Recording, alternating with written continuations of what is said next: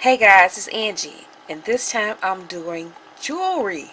Yes, I took a jewelry class at South Suburban College, and this is the very first piece I made.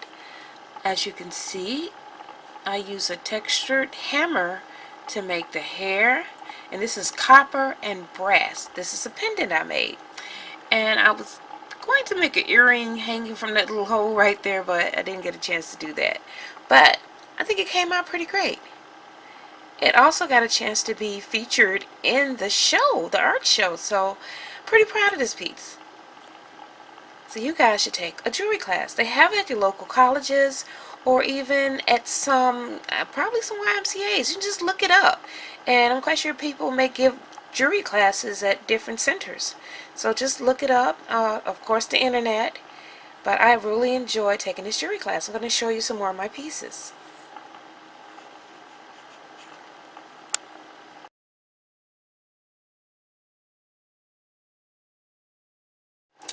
This is the second piece that I made. As you can see, I'll show some still pictures of this so you can get a better detail of it. As you can see, those are supposed to be leaves. And then I did some rough texture around the leaves so they could stand out a little.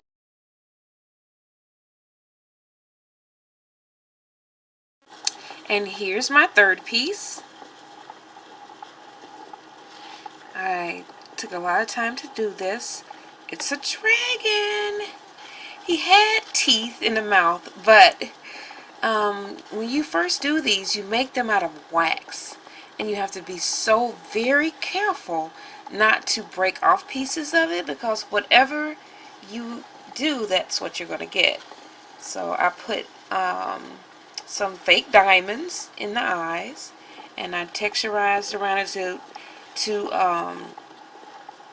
make it look like, you know, dragon skin. Although I've never seen a dragon. Would love to though. But like lizard skin, that's what I did. You can see the detail there. And the little diamond eyes. I'm really proud of this piece. I really like it a lot. Okay, let me. Now guys, I'm going to show you how I made this ring. First we have to draw out a design. Really the design is drawn out exactly the same size the ring is going to be. So our teacher gave us a blueprint on how to get started, and these are the tools that we use. What I have to use a magnifying glass because I can't see that well, okay?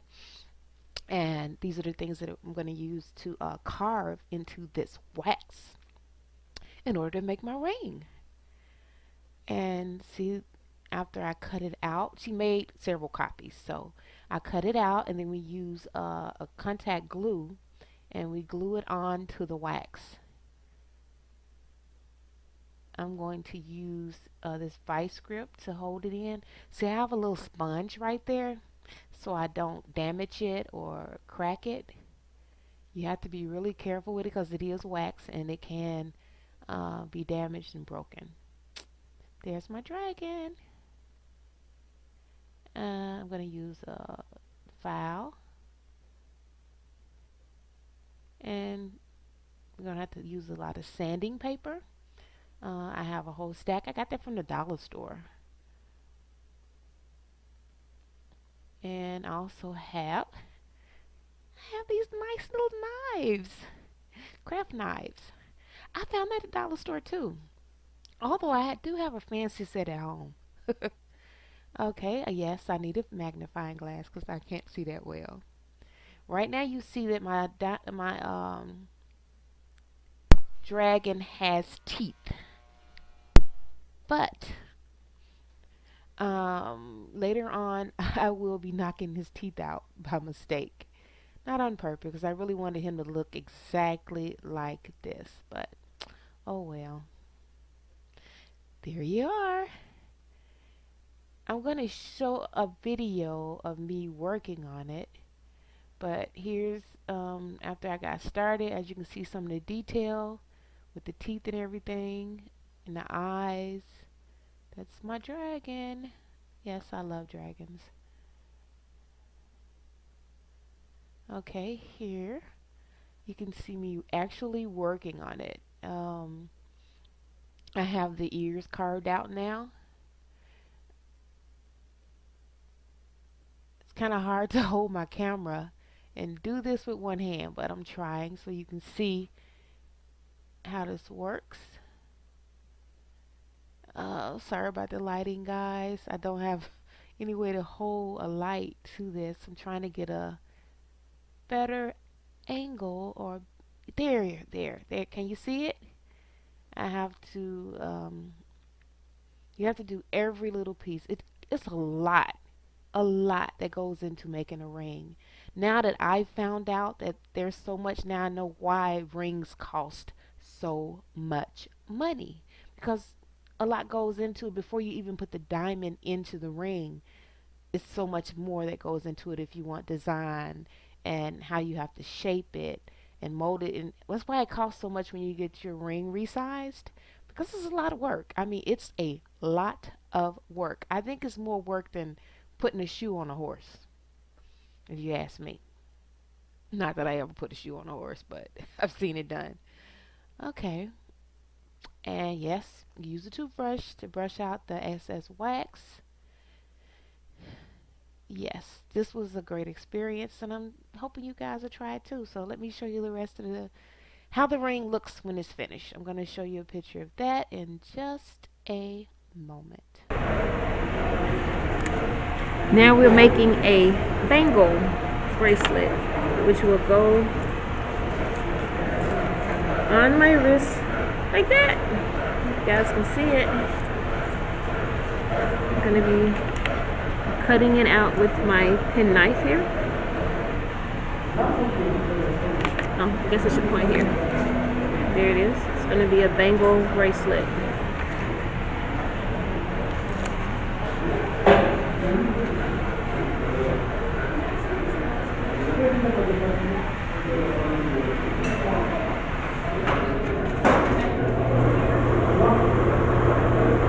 I drew it by freehand. So, although I looked at a few dragons that were online, the silhouettes, I just made up my own dragon from other dragons.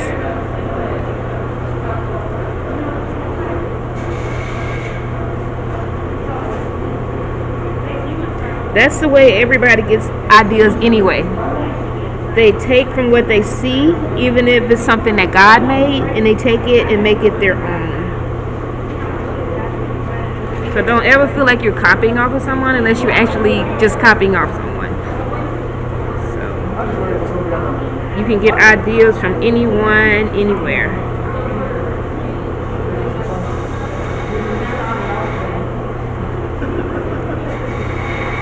I wonder where the idea of a dragon came from. I know they have kimono dragon you can buy. It's a little animal. Well, I guess it's not a little animal, but I never had a pet dragon. I think I've had frogs, the little bitty frogs that go in the tank. But I'm thinking about buying me a dragon. I wish I could find one with wings.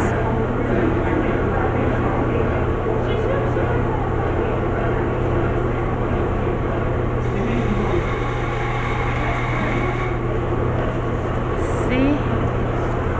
Here we go. And now we're going to put this on a piece of, and then cut it out. See?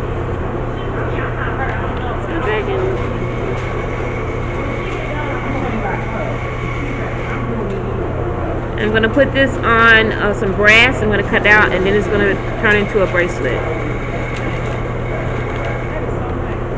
Thank you. This, guys, is my final piece for class. It's a fire-breathing dragon. You can see the detail of my dragon here. This is a brass, I think it is. Brass bracelet. There's a fire, the dragon head, and the body. This one, for some reason, was a little difficult to make. Trying to get it perfectly round like this. I seem to have just a little hard time, although I did all that with those rings. But it was fun. And I also I was supposed to leave some of it texturized, some of it not. So the inside is satin and the outside is texturized. And I was supposed to leave some smooth parts. And I didn't, I guess, read the instructions. But other than that, it came out okay, as you can see. And now I'm going to show you some extra pieces that I made.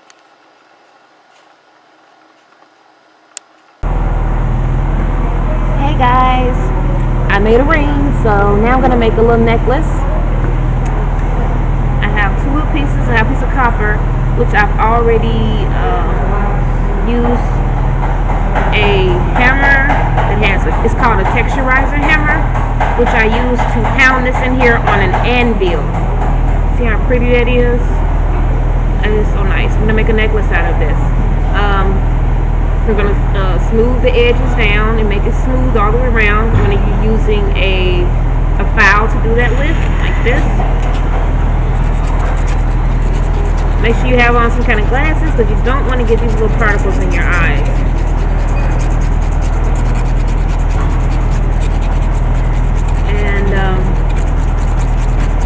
I'm going to smooth the edges down like that.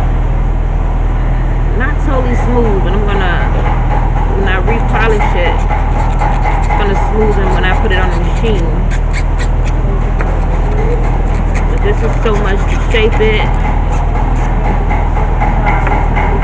And you see how that looks? Kind of rounded here, instead of pointy and sharp like that. And I'm also going to do the same thing with this piece. This piece will be shiny. I'm going to put All Out Joy on here, and I'm going to adhere this to here by using a what do you call it? A rivet. And I'm going to rivet this piece here. And I may do 4 rivets.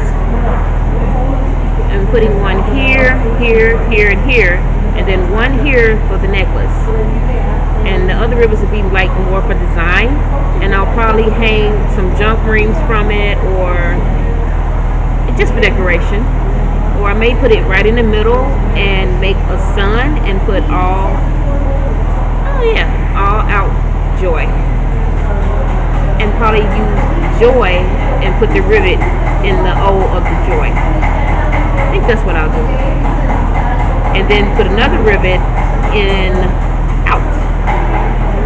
I don't know. Let me think about it.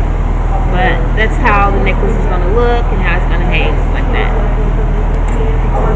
So I'll get back to you when I get it polished.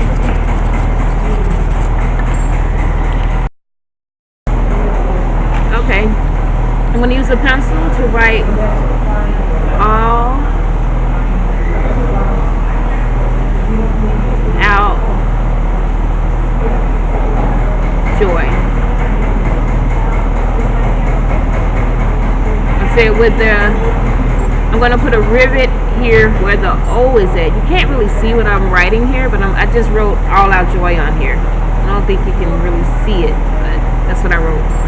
And I'm going to etch it in, but here a rivet will go for that hole there to connect it together.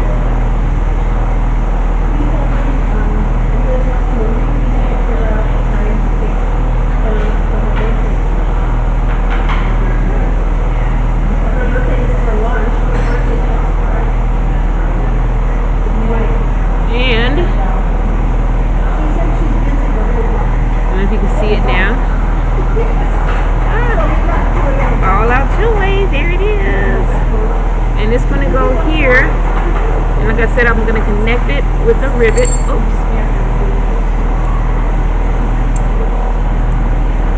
There.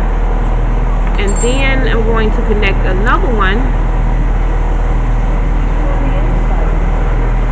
I'm going to have to put another one here to make the necklace. And I'm going to just, I'm going to use jewelry glue to glue it together.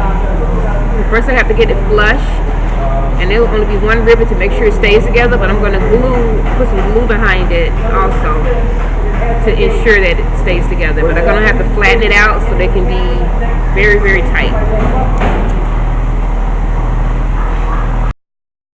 This is a pendant I made.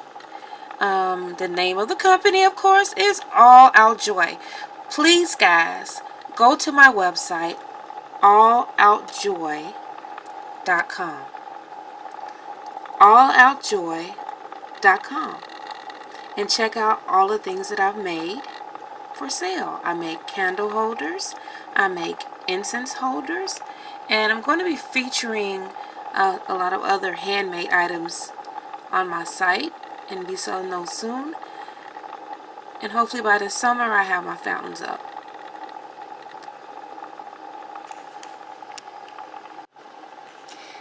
Okay guys, this is the last ring that I made.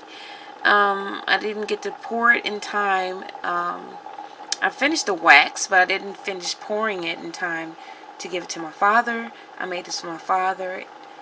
His nickname is Pep, which is the name he had my whole life, which everyone calls him that. He was like the best mechanic, plumber, house builder, farmer. He just did it all. He did everything. You think I do everything? My father did triple of the things that I've done. And he was still doing it at 82. Still doing it. Still building houses. Still tending to the farm. And just doing driving tractors. Fixing cars. Pulling cars out of ditches. He was just still doing everything at 82.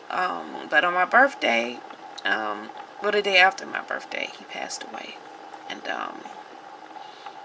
my last birthday, which was just last month. So it's still kind of hard. But I made this for him. His nickname is Pep.